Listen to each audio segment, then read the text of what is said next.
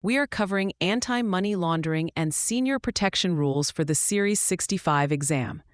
These topics are tested together because they both involve identifying and acting on red flags to protect clients and the financial system.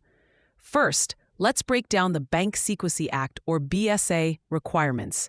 The exam will expect you to know two key reports: the Currency Transaction Report, or CTR, and the Suspicious Activity Report, known as the SAR. A CTR is filed for any transaction or series of transactions involving more than $10,000 in physical currency in a single business day.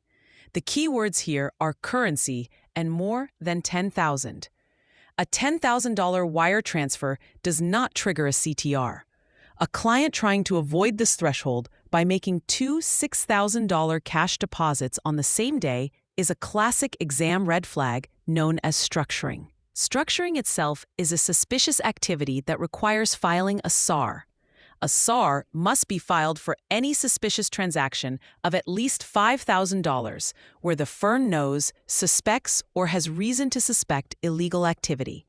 The most critical point for the exam is that you must not inform the client or anyone unauthorized that a SAR has been filed. This is called tipping off, and it's a serious federal offense. A common exam trap is to present a scenario where a client asks about a transaction, and one of the answer choices involves explaining that a SAR was filed. That is always the wrong answer. Now let's pivot to senior protection rules, which are heavily based on FINRA Rule 2165. The exam will test you on the definition of a specified adult. This is not just someone age 65 or older, but also any person age 18 or older who the firm reasonably believes has a mental or physical impairment that prevents them from protecting their own interests. Another key concept is the trusted contact person. Firms must make a reasonable effort to get the name and contact info of a trusted person when an account is opened. However, the client is not required to provide one. A trusted contact is simply a resource for the firm. They do not have trading authority or power of attorney. The most testable senior protection concept is the temporary hold on disbursements.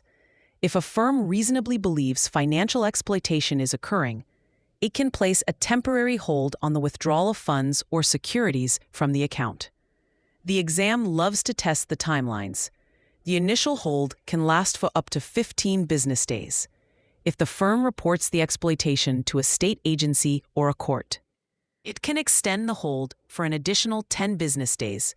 A tricky point is that this hold applies only to disbursements, not to transactions within the account. The client can still buy or sell securities. For a mental shortcut, just remember that a SAR is secret. You file it secretly with FinCEN and keep it a secret from the client. For senior protection, remember the phrase 15 plus 10 to protect them then. To recall the business day timelines for a temporary hold, be careful not to confuse the CTR's $10,000 currency threshold with the SAR's $5,000 suspicious activity threshold. For free practice questions, AI-powered explanations, and more exam prep tools, visit openexamprep.com. That's openexamprep, all one word, .com.